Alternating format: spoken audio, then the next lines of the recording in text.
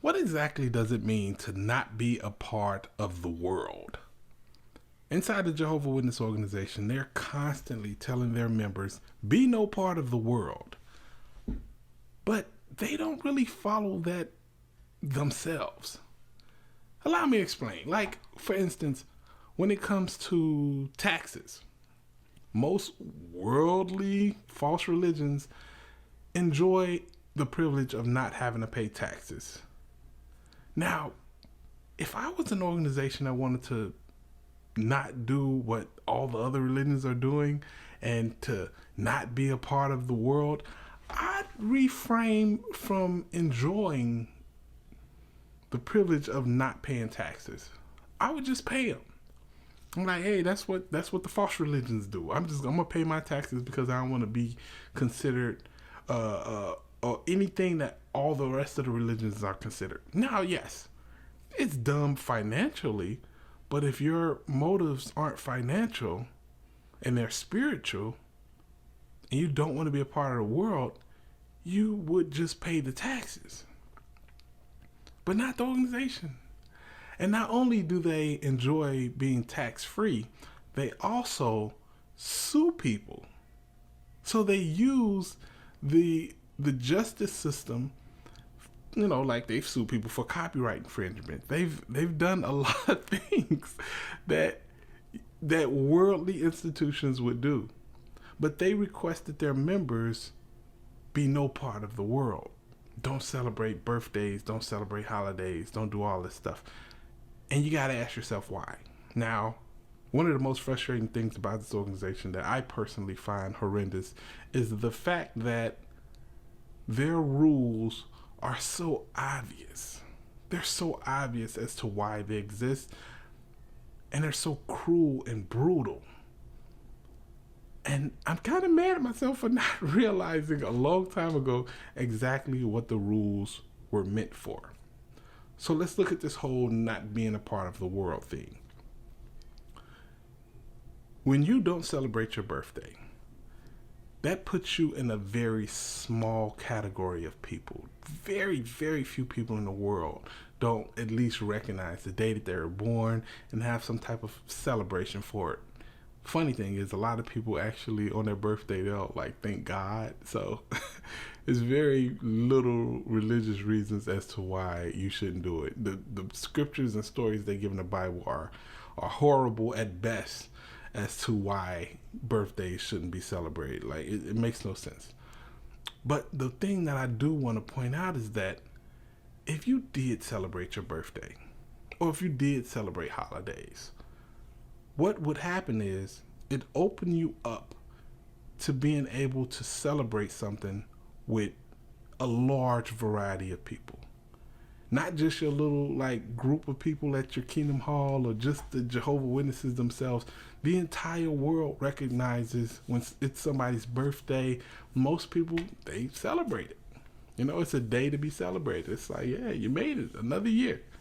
It's something that really brings joy and happiness and togetherness. And you can really build brand new friendships and relationships with a ton of different people. And that's what the Jehovah Witnesses don't want. One, of course, they don't want you celebrating yourself at all. They don't want you to get any more confidence or any more happiness, and they don't want you to really see the amount of people around you who really care for you, especially people who are not inside the organization. Because if you can build up a relationship, or you can build up a friend group or a support group outside of the organization, they cannot torture you. Now, listen to me as I say that again. If you build up another group of people that you can depend on, that you can rely on, that you can lay your head on, or just be able to get some support from them if anything happens inside the organization, they cannot torture you. Because one of the worst things you could do to any herd species on the planet, and humans are no different, we're a herd species. We're the most happy and the most comfortable and the most stress, without stress, when we're in a group of people, when we have our group. And the Jehovah Witnesses, through their practices and through their rules, refrain you from developing a group outside of the organization. That's what the whole game is. Because if you could just stay inside the organization, if your group of friends is inside the organization, if your entire social structure is based in the organization, then they can torture you for not listening to them. You give them actual power when you do that. Because if they were to say, you know what, you're not listening to us, you're not doing what we demand that you do, so we're going to remove everybody out of your life. Now, I remember before I was ever baptized, because I was born inside the organization, I got baptized really young too, at like 12. So more than anything else, I remember that I had to live my life as a baptized, dedicated Jehovah's Witness far before I got baptized and dedicated. That should disqualify them from ever considering themselves a religion. They're a cult. When I was young, I once got beaten because I played basketball with some worldly kids on the block. I wasn't selling drugs. I wasn't fighting. I wasn't doing nothing crazy. I was playing a sport with other kids my age. I wasn't out there cussing. I wasn't doing nothing. Just having fun. And I got beaten for that by my father. And not only did that happen to me, I remember a friend that I had. And it is crazy and it blows my mind because once again, I was not a dedicated witness at this time. I was just a young adult. This friend that I had at school, it was a guy. Super cool, super funny. He would always say, yeah, why don't you come over? We having a sleepover, come through. I'm like, I can't come. My parents, I can't come. And they were telling me, well, you could be friends with them, but you got to get them to study and come to them. I'm not trying to do all that. So what I had to do was after school, I'd sneak over his house and we'd go play with toys for a little bit. And then I'd have to go home. And sometimes I'll forget and be out too late and, I'd get in trouble.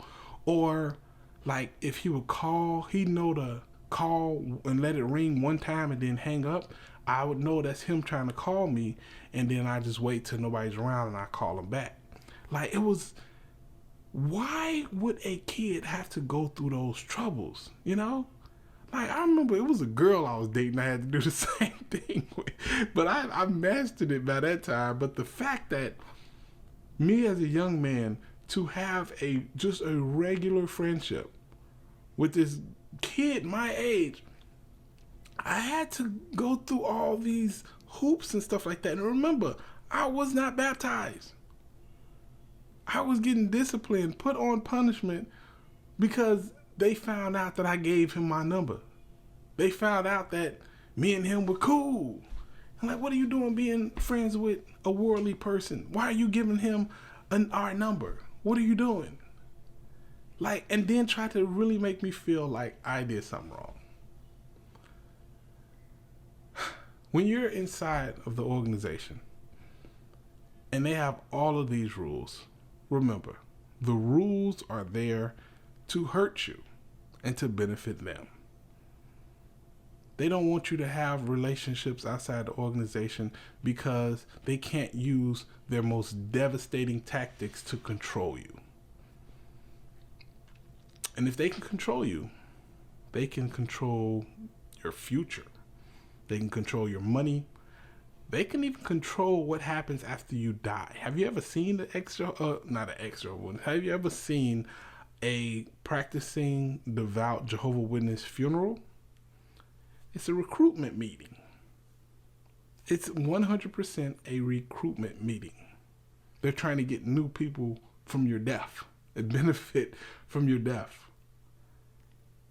And then these are the same people that told you to ignore your talents in life.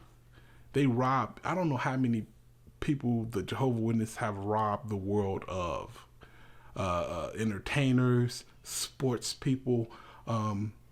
I don't even want to think about like the scientists and the doctors that could have they could have cured cancer. They could have done a billion other wonderful and amazing things, but because they were out in field service or told not to go to college or told not to seek any higher education, they just wasted their talents. And the world got robbed of them. It's things like that that make me do what I do. It's things like that that woke me up and that wakes other people up all the time. It's not about like just being angry, you know? Like sometimes it just comes down to being able to think, being able to say, I'm able to rationally understand what's going on around me. Like, I see that this is wrong. I know that there's something inside of me that feels when things are not right. When I'm told to not hang out with my parents, or when I'm told not to hang out with a fellow sibling, when I see other people like cut off lifelong friendships at a drop of a hat, that is unnatural and it's wrong. And if you're honest with yourself, you know it. That organization is out to benefit itself, and that organization is out to just get as many people as possible under their thumb. And if you let that happen to you, or if you let that continue to happen to you, they're going to do it till the wheels fall off. So I invite any and everybody to think freely. If you want paradise, you can get paradise today if you wanted to. One great way is to realize how the world works, realize what's really important in the world, and realize that you don't have to wait till the new system to see the loved ones that you're missing. There's loved ones right now that if you're a devout Jehovah Witness that you probably cut off, who would definitely pick up the phone if you call. Remember, they're not picking up the phone ignoring you. You're not picking up the phone ignoring them. You call them, they will answer. Kind of let you know who's on the right side and who's on the wrong side. But anyway, that's all I got to say today. Sorry for the super serious video, but that's how I feel today. It's your boy Jay the Comedian. I hope y'all having a great day. I'm having a great day. Holla at you, Goala. Deuces.